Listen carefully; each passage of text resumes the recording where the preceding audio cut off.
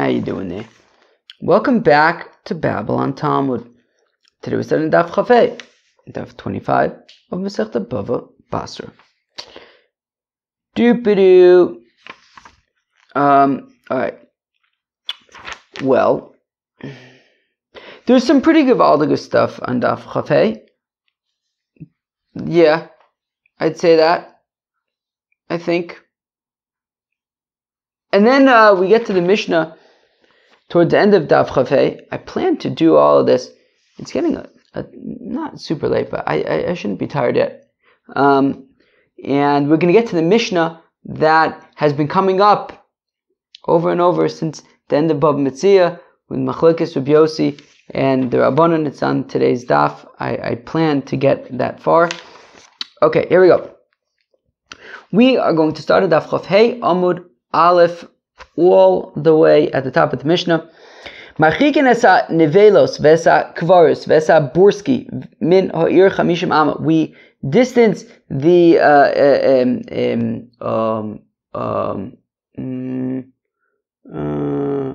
carcasses, like animal carcasses, vesa kvaros and graves, vesa burski and tanneries, min ha'ir chamishim ama. We keep them. We keep them at least 50 amas away from the city because they smell bad, and we don't want the stench in the city. Ein osim burski el lemizrach ha'ir. We only make burskis. We only make tanneries to the east of the city. Rabbi Akiva, Mr. Rabbi Akiva, l'chol ruach hu oseh, can make in whatever direction you want. Chutz mi'ma'arav, just don't make it in the west. So Tanakama says Davka make it in the east. Rabbi Akiva says make it in whatever direction you want, just not the west. Rashi says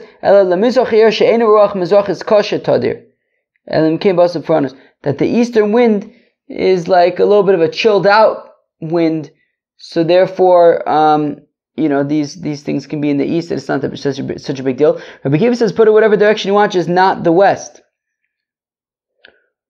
And you distance it 50 amas away. We're going to have to explain in the Gemara what that means.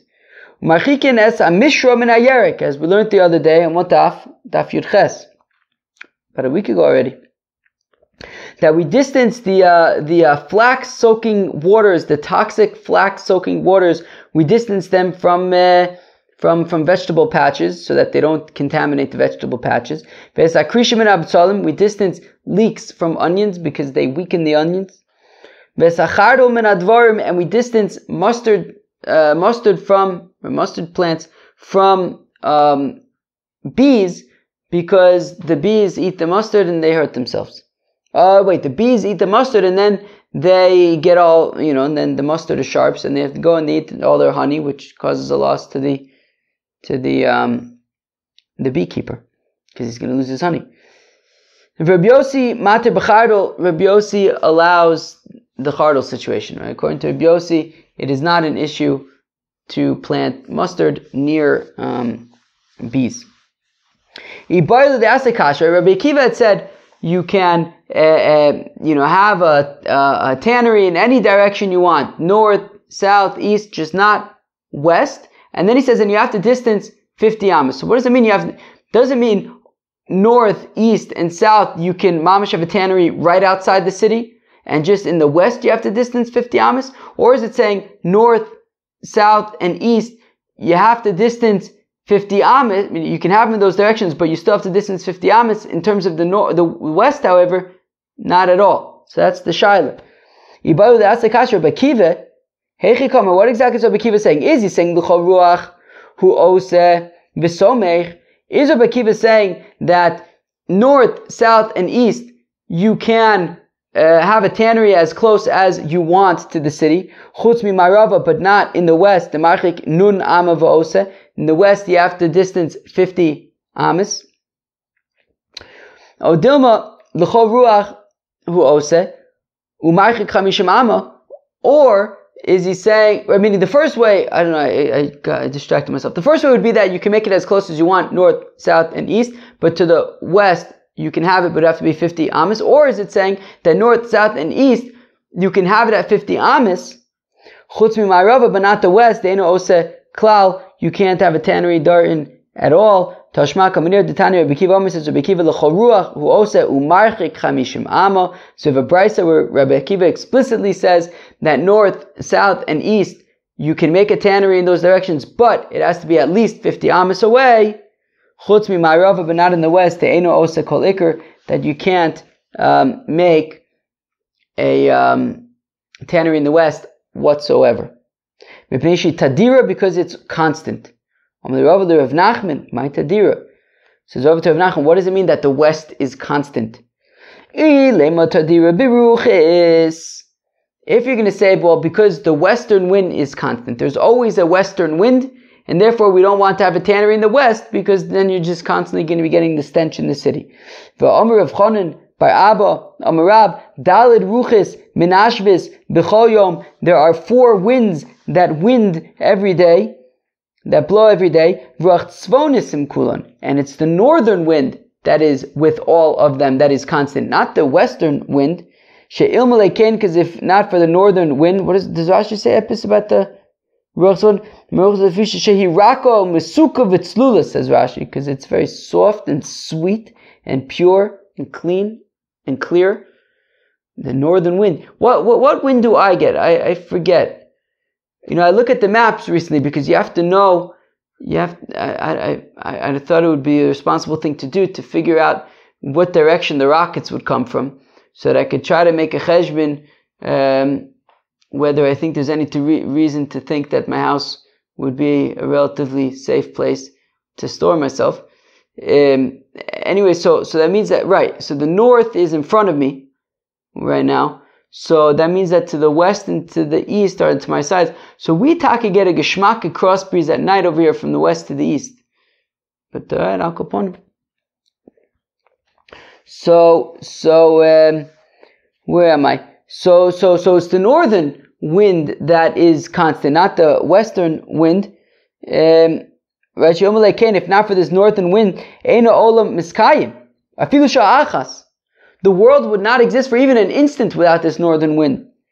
And the southern wind is madna.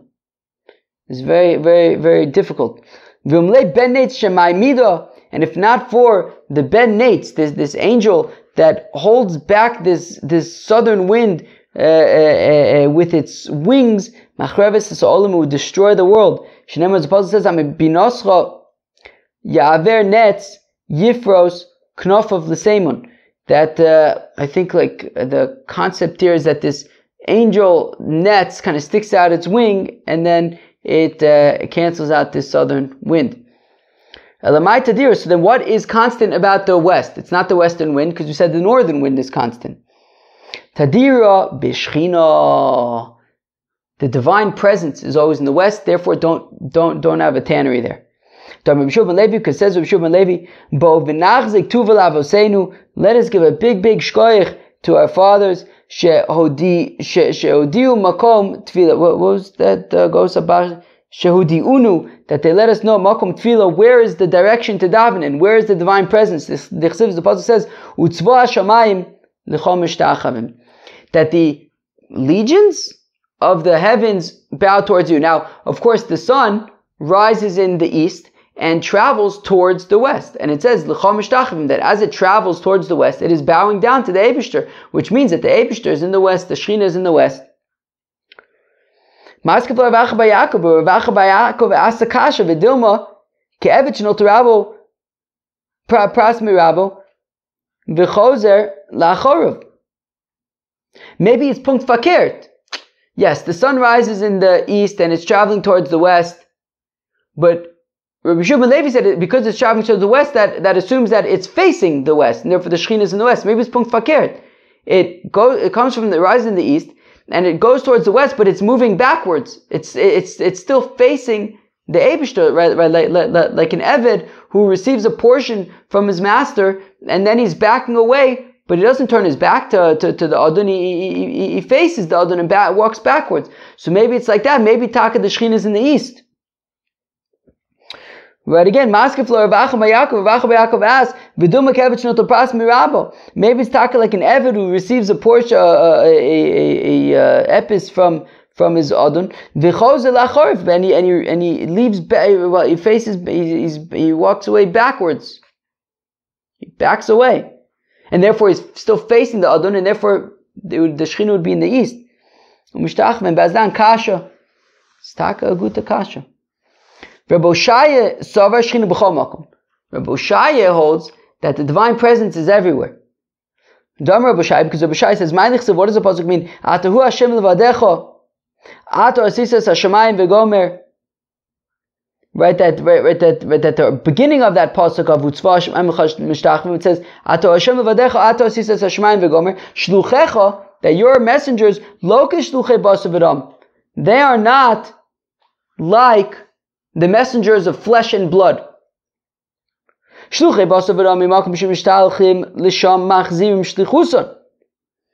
I were to send a messenger, I don't know, to deliver a letter someplace, okay? So how would I know? So I would have a messenger go and deliver a letter or something. He would then need to come back to me. He would have to report back to me and say, okay, success. But with the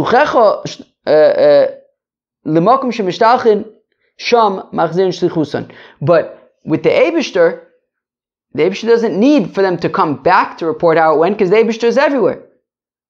Shneimar says, "Haseshalach brokem v'yelechu v'yomru lecha hinenu." That right. The Yubei Etzim send, I guess these lightnings. Okay. And they will go and they will report to you.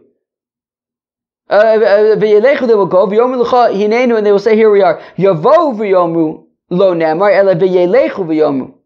So, sorry, I feel like I read that terribly. But the point is that the pasuk says that by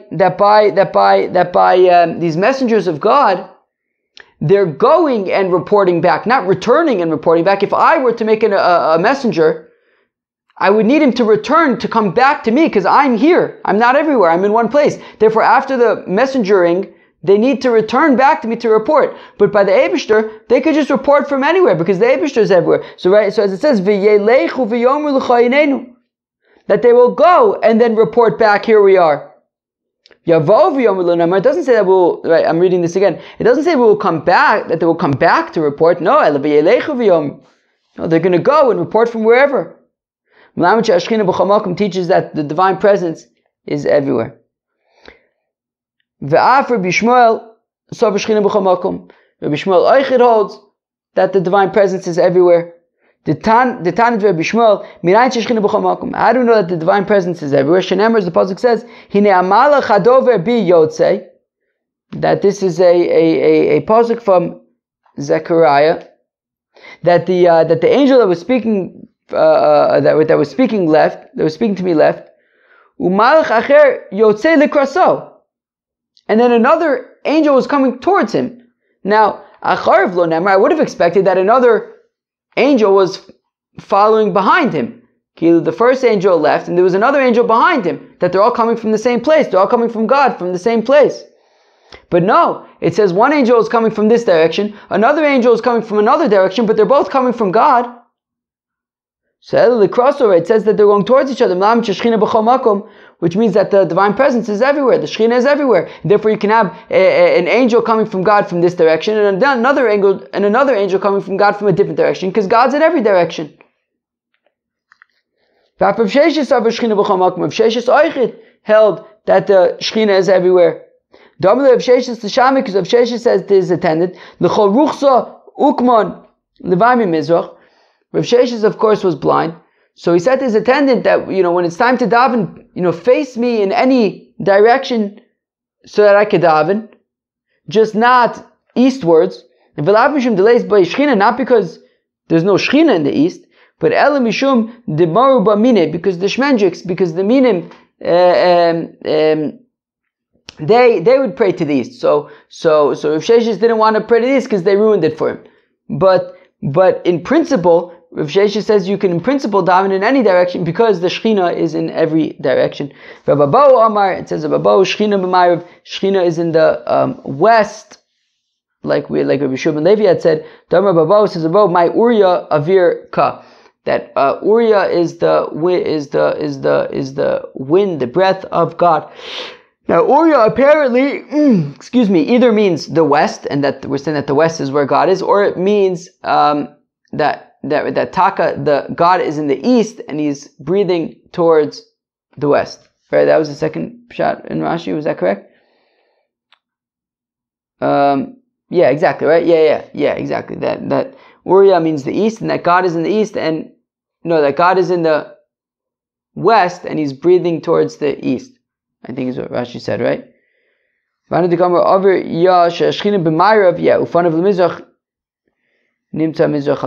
therefore his breath is towards the east, but he is in the west. Alright. What does it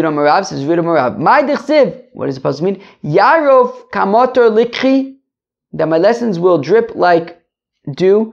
I don't know. Yarov though is also orif, to mean the back. Zoruach maravis shabame or poshel alam. This is the western wind, which comes from the back of the world. Alright. Okay. What does Rashi say? V'ani omer me'achoriv shalom shamayrav kari ocher shnemein kedem ahalech ve'aninu ve'ocher v'loyaven. Alright.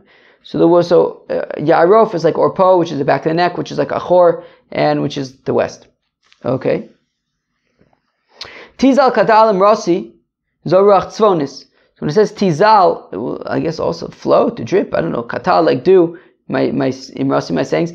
Zoruach tzvonis. Tizal is a reference to the northern wind. Shemazelis is azov, because the northern wind can bring I don't know, is capable of like bringing famine and stuff. And if you bring famine, then you need to spend your money on food, so you take out your gold, right? So it makes the gold cheaper. Similarly, it says hazolim zov mikis, that the gold, I think, is becoming cheaper in the wallet, and therefore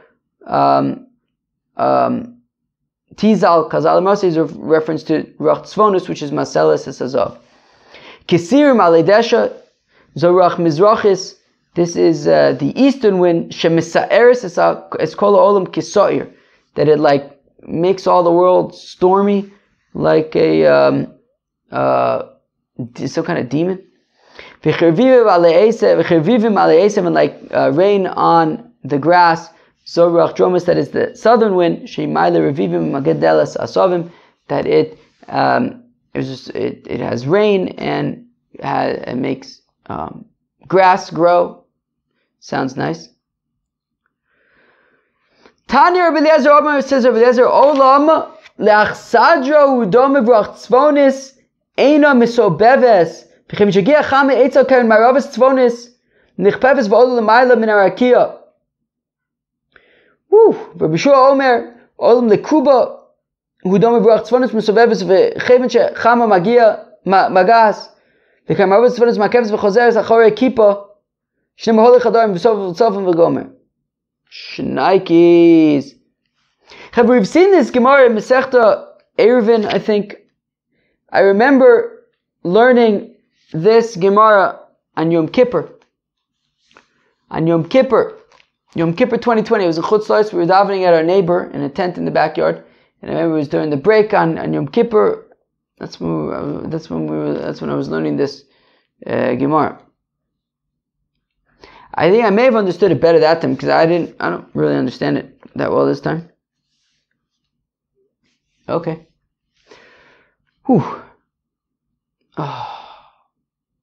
Alright, let's do it again. Tanya, we learned a Bryce Rabbi Eliezer, Mrs. Rabbi Eliezer, Olam leachsadra hu dome. The world is like a pavilion. It's closed on 4 sides and open on the northern side. The northern side is not closed, it's open on the northern side. And then the sun revolves around the earth, relatively speaking, from the perspective of the earth.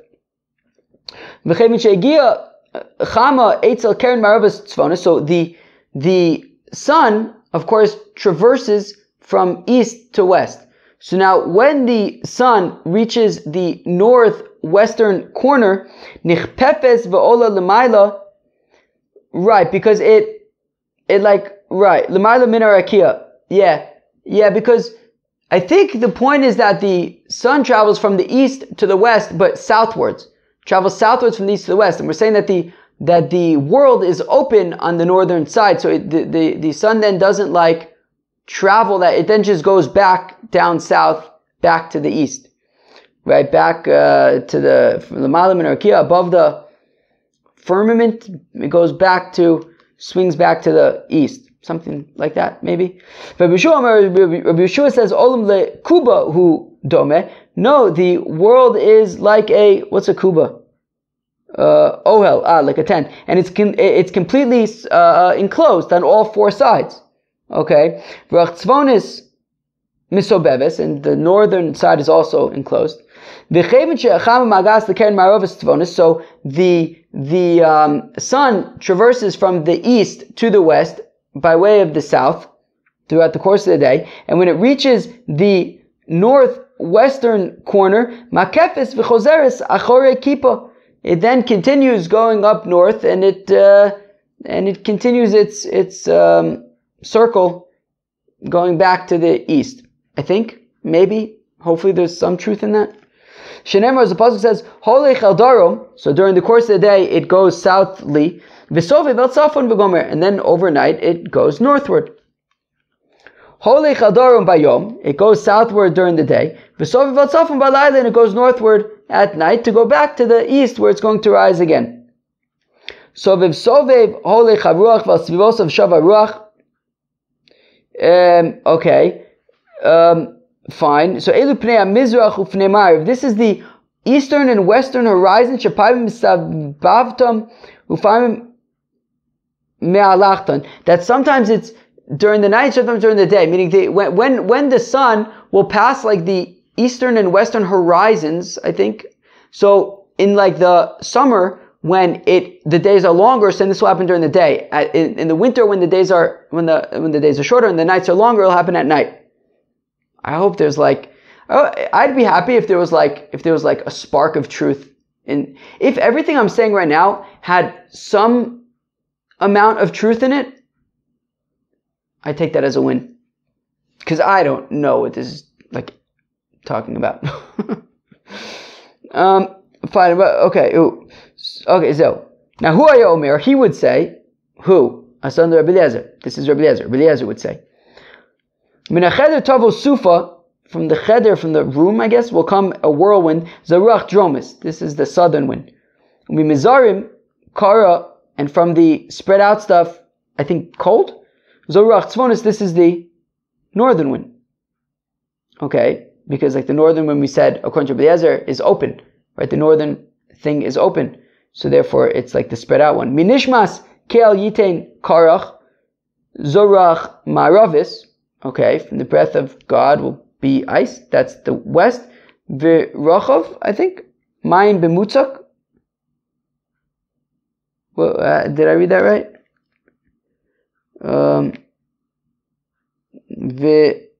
V'rochav. Mayin b'mutzak. Now where am I? Zurach mizrachis, that's the eastern wind. Why are we saying that the southern wind is a whirlwind? I thought we said like the southern wind is responsible for like rain and good stuff and grass. No kashas, no problem. Well, it depends. If the rain is raining chilled outly, so then it is very good. But if it's like very unchilled outly, so then it's bad. Rav Chizda says, what does the pasuk mean? Mitzafon zahav ye'eseh. So what does the pasuk mean that from the north there is going to be like gold? Zaruach tzvonis, that is the northern wind. Shemazeles es azav, that makes the gold cheaper. V'cheinu omer azalim zav mikis. Right, that is.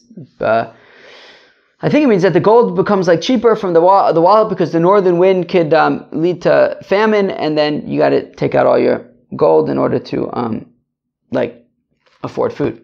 Rafim by Pape says Rafim by Papa Omer of Chizda. Miyom shecharav beis hamikdash, from the day that the holy temple was destroyed, lo hugshima ruach dromis, the southern wind did not provide this awesome rain. Shenemar, as the apostle says, vayigzor al yomin v'ra'ev, that he decreed on the right, which is the north, v'yochal al small v'lo saver, and they'll eat on the left, and they will not be satisfied. And the left, I think, is right. Uchsiv tzafon v'yomin ata b'rosam. So, what do we just say? Right. So yomin is the south.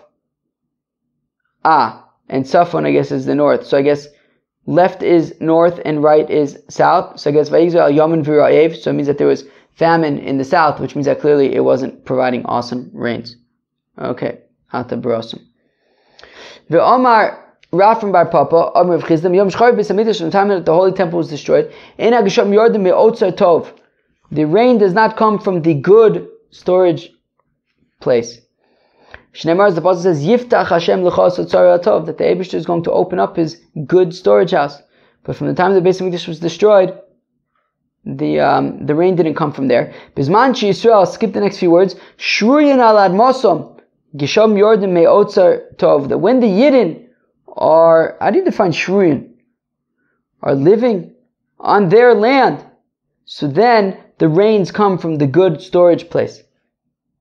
When the Yidden are not living on their land, Ein Gisham Yordim Me'otzar Tov, then the rains do not come from the good places.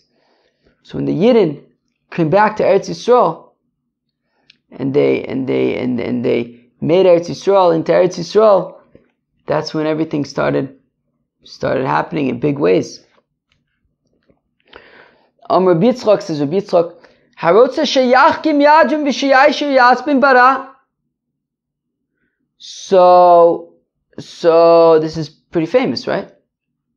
Says Rabbi Yitzchak, Harotza sheyachkim, if a person wants to become smart, yadrim, so he should daven to the south. V'sheyayshir yaspin, if you want to become wealthy, pray to the north. V'simanich shulchan b'tzafon u'menor b'darim, and the way to remember this is that the shulchan in the holy temple was in the north, and the shulchan is like food, parnasa, that's northward. U'menor b'darim, and the menorah, which is light, the light of Torah, b'darim, that is in the south. So pray northwards if you want to be rich, pray southwards if you want to be a Talmud Chacham. Rabbi Shimon Levi Omer says, Rabbi Shimon Levi, la'olam yajim, you should always pray southwards to become a Talmud Chacham, because memele, if you're Talmud Chacham, memele, if you're learning the Holy Torah, memele, if you're becoming smart, so you'll also become wealthy. Shneimar, the pasuk says, Orech Yomim Bimina, right? That it says about the Torah. Where's this pasuk in Mishlei? Yeah, Orech Yomim Bimina. That lengthening of the days are in the right hand of the Torah. B'smola osher v'chavod, and the left of it is wealth and honor. So daven southwards to become a Talmud Chacham, and memele that will include wealth as well. But didn't Rabbi Yeshua ben Levi say that the Shechina is towards the west? So if you're supposed to pray towards the west, then why are you going south or north? No, you just kind of tilt yourself a shtickle. So you're still praying towards the west, but a shtickle to the south, or a shtickle towards the north, depending on your preference. Now, of course, we generally pray just wherever, facing the Beis Hamikdash. Amalei Reb Chanina, Reb Ashi, Kigon Atun, that you, in Bavel, the Asvisu b'tzfonu d'Eretz Yisrael, that you're north of Eretz Yisrael, which is strange because Bavel's to the east of Eretz Yisrael. Adrimu, you're going to pray southwards. Minallah and Bavel tzfonu d'Eretz Yisrael. Haruna, Bavel is north of Eretz Yisrael. Kaima dichsiv b'tzafon tiposach hara kol yoshvei aretz. That from the north, the evilness will go on all of the dwellers of the land. Marchikin is ha mishra min hayerik v'gomer. So Rabbi Yossi had said that actually the mustard person can grow his mustard plants near the bees. So Tana Rabbi Yossi, Mater B'chaydo, as we've seen this, we saw this last week, that Rabbi Yossi says that mustard can be planted near bees because because mustard man can say to bee man,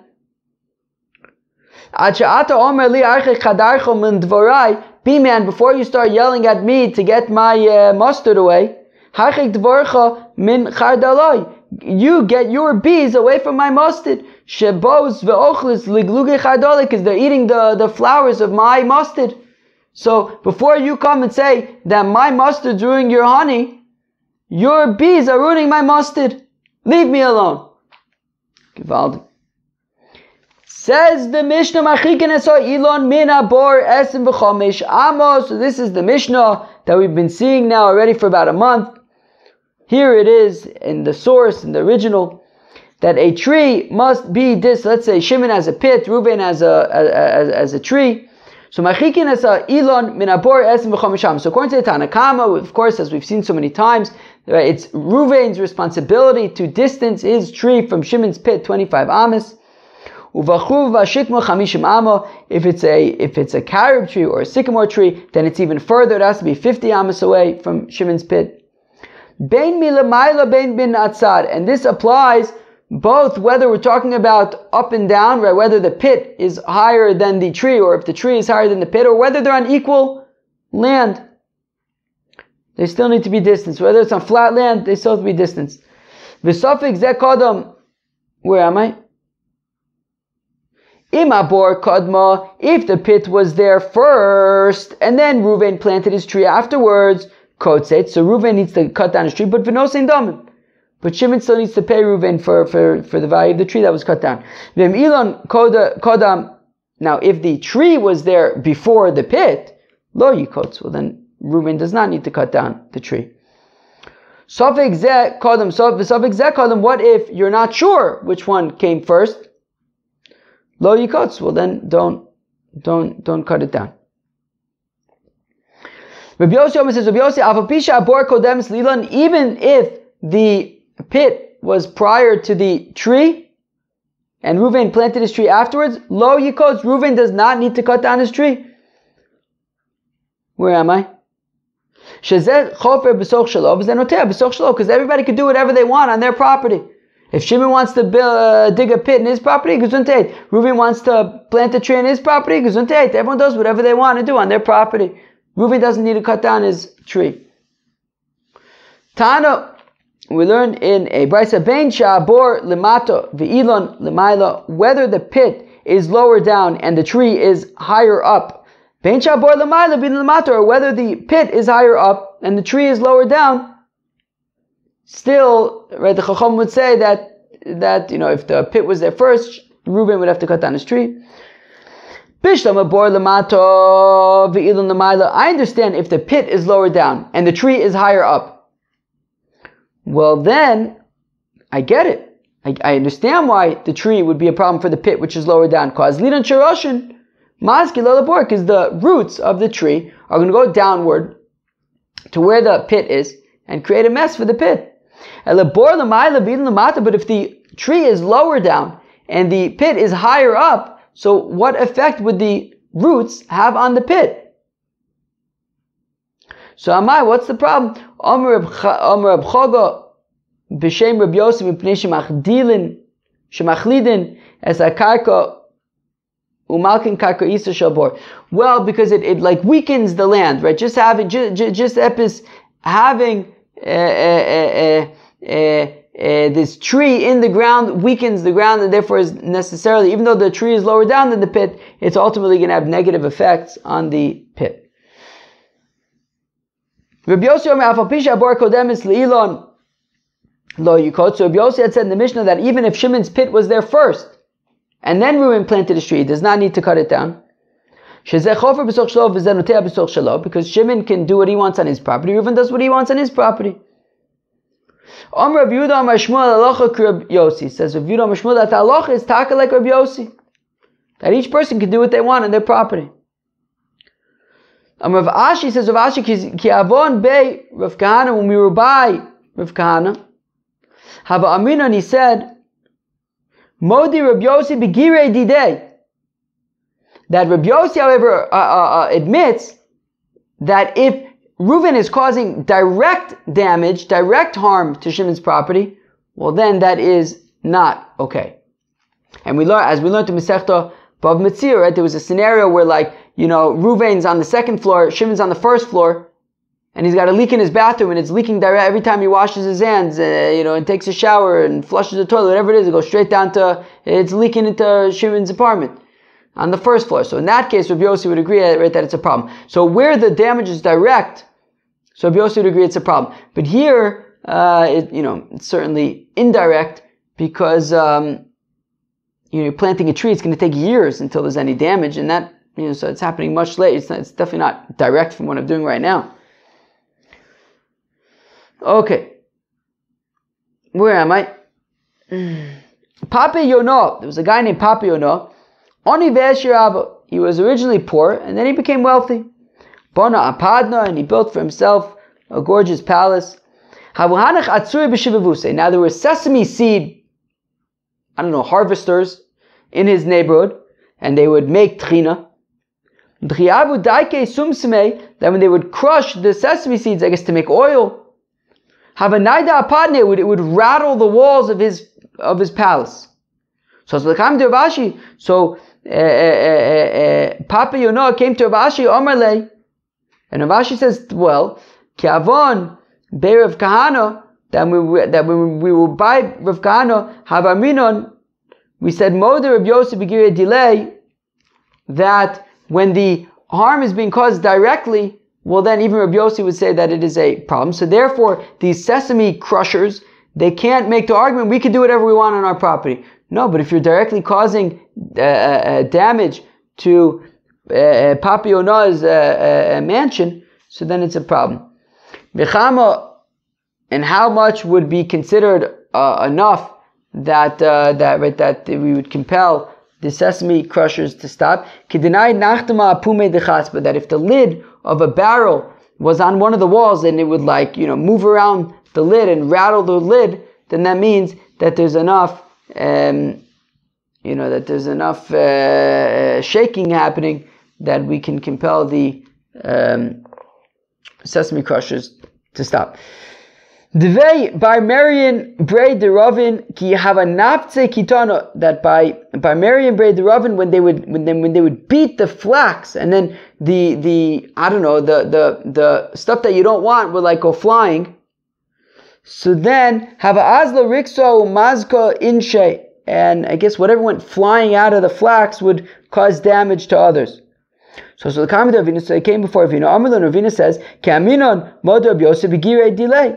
Look, when Rabbi Yossi says that you would be responsible, for damage on somebody else's property, so you would be responsible if you cause damage directly. But that would be if you directly cause the damage yourself. But here it's the wind that's carrying whatever is flying out of the flax and causing the damage. You aren't doing it directly. But Mar Bar Avashi asks, where am I? Who's talking to who? Do we have a Miriam Ravin? Okay. Okay. Right. So that was Ravina. Okay. So now Maskeva Mar Bar Avashi. So Ravina said that they should be potter because it's the wind that's carrying whatever's flying out of the flax.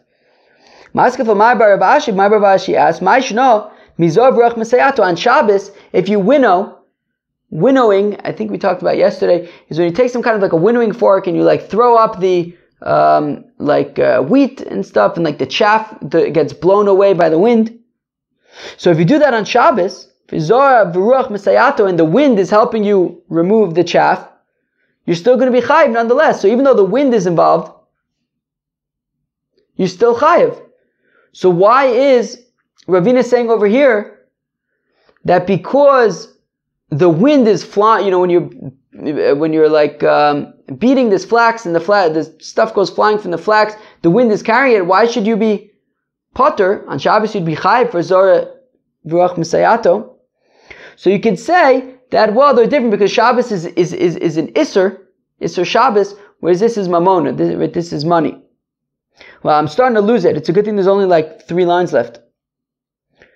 But Amur Kami de Meremer, they said to Meremer, Amr Lui said to them, Hainu Zorev Ruach Masayato. Meremer Taka said, no, Taka, you should be chayiv for the flax because it's like the same thing as when you're winnowing and the wind is helping you in your chayiv, so you should be chayiv for the flax as well. V'le Ravina, now Ravina, who we said, we said you can make a distinction between Isser Shabbos, you'd be chayiv, whereas Mamona you'd be potter.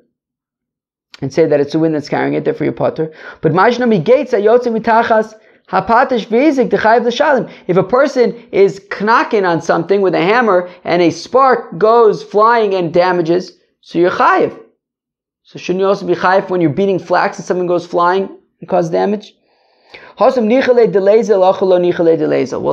the case of the spark, it's in his interest that the spark should go flying in some place out of his house.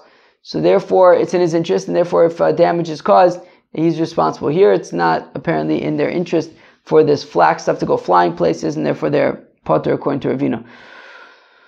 Oh, shnikes. All right, I was starting to lose my brain there at the end, but just in time, because we're done now. A very interesting daf. We talked about like what direction the Shechina is. We talked about I think it's a very famous Gemara about, right, I wrote this, what was it? I have it right here.